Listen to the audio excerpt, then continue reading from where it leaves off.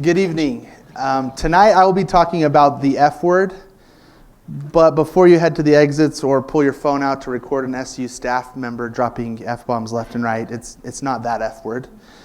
After all, this is TEDxSUU, not a Quentin Tarantino film. So though I won't be discussing the infamous F word, I do want to examine 3 F words that have significant value or impact on our lives. The first word is fear, and a good portion of our society is actually enamored with fear. If you don't believe me, go review your bank account the last time a horror flick came out. How much did you spend on the ticket, popcorn, candy, soda, etc., just to watch a demon clown or spooky ghost terrorize the community? Or explain to me how my wife and I were convinced to wait in a 3-hour line to participate in a spook alley that lasted 10 minutes. It's because some of us are enamored with fear. We feed off of it, if you will. Now, I know not everyone likes to be spooked out of their mind, and for you scaredy cats out there, your fears, instead of leading to certain behaviors, actually inhibit them. Someone who's afraid of heights might avoid climbing a ladder or flying, and if you're scared of snakes like Indiana Jones and me, you don't go to zoos or aquariums or anywhere you can come in contact with those unnatural, slithery critters.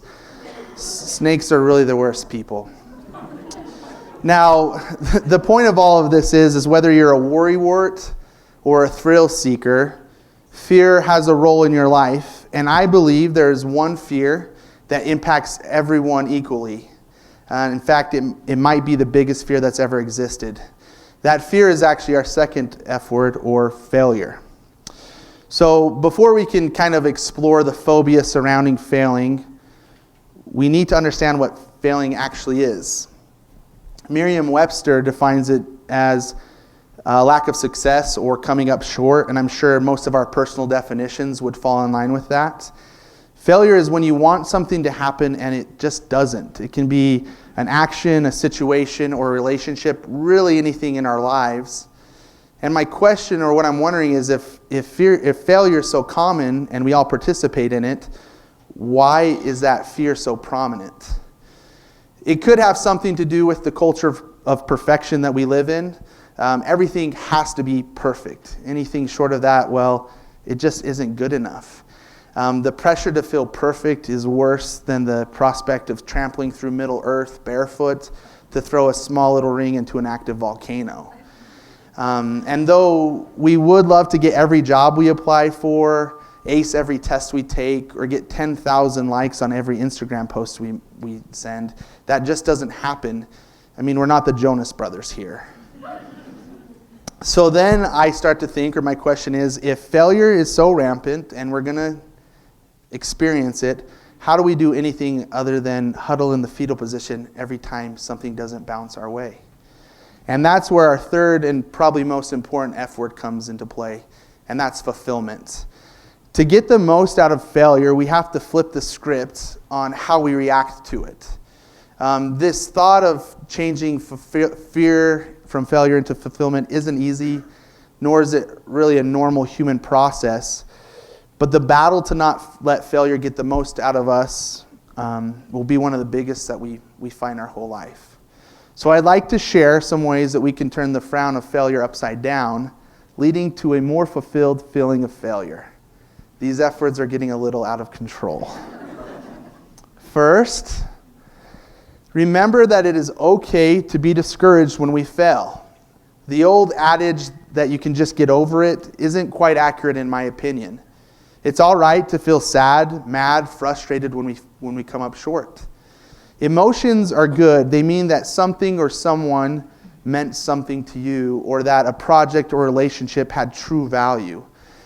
After you've felt those emotions, then you can go ahead and try to move past them. If you don't, then you may be doomed to be the Gretchen Wieners in your own Mean Girl story, if you're familiar with that movie. Second, remember that failure isn't permanent. Too often we fail one test and all of a sudden we're not a good student, or we mess up on one measure and we'll never become a successful pianist. But that's just not the case. One isolated incident does not an identity produce. Now, what do all those fancy words mean? that you can fail once, twice, even 1,000,000 times and still be anything that you want to be. I'd like to tell you about a friend of mine. She was a student here at SUU. Her undergraduate experience was excellent. She was involved. She loved her major. She had a great group of friends, but she did have one thorn in her side: math, the numerical demon that has beset so many of us. She needed math to graduate, but she struggled with that subject quite a bit. The first time she took her class, she failed. She geared back up, retook the class, and failed again. Doubt and discouragement, the right and left hands of failure, if you will, started to creep into her mind. Thoughts like, I'm not smart, I can't get a degree, I'm a failure, began to form in her mind. Luckily, my friend rallied. She girded up her best efforts, studied harder, visited more resources. This time, she would not let herself fail. When final grades came back, she had failed yet again. For those keeping score at home, 3 attempts, 3 failures. If she hadn't already been worn down by failure, she basically became the LeBron James or Michael Jordan, depending on where your loyalties lie, of failing. The good news is she remembered that failure is not permanent. Yes, she had tried, and yes, she had come up short, but she remembered she could still try again. And try she did. This time she passed. Where is my friend today? She's here at TEDxSUU with us tonight, hosting this event. The proud recipient of not only a bachelor's degree, but a master's degree to go with it. So much for not being a good student. The third thing to remember when you're trying to find fulfillment in failure is to remember we don't ever fail 100%. If we're paying attention, there will always be positive percentages in our failure. Now, this Buddy the Elf approach may not be everyone's cup of tea or may seem like the participation trophy of trying. However, I believe that if we ever put true effort into something, there will always be some sort of good fruit from it. For example, maybe you don't get an A+ in your class presentation, but you do gain public speaking experience that could help with your self-confidence. For your Gen Zers out there, maybe you don't get the dub in Fortnite, but you do learn how to play better next time you want to jump in that battle bus to pwn some noobs on the internet. We're all familiar with the overused story of how Thomas Edison didn't fail, but instead found 10,000 ways not to make a light bulb. The truth of the matter, in my opinion, is Thomas Edison did fail. He failed a lot. I mean, when did you think, you know what I could really use right now? A non-functioning light bulb. The real lesson in Edison's story is not that he did not fail, but with each failure, he found bits of success that led to his ultimate achievement and the light bulbs that we have today.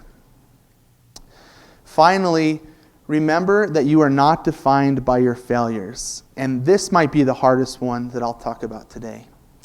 Sometimes we fail and get a chance to, and another attempt at what we failed at to redeem ourselves, and other times we do not. A few years ago, a young man ran for a student body president here at SUU.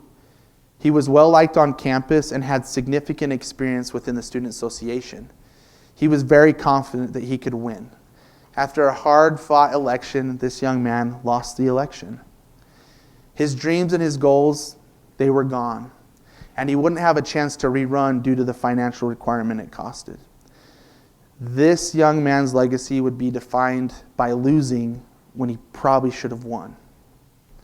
Now, with the help of a very caring mentor, this failure picked himself back up and got involved in some other places on campus. His experience took him everywhere and eventually into his favorite role.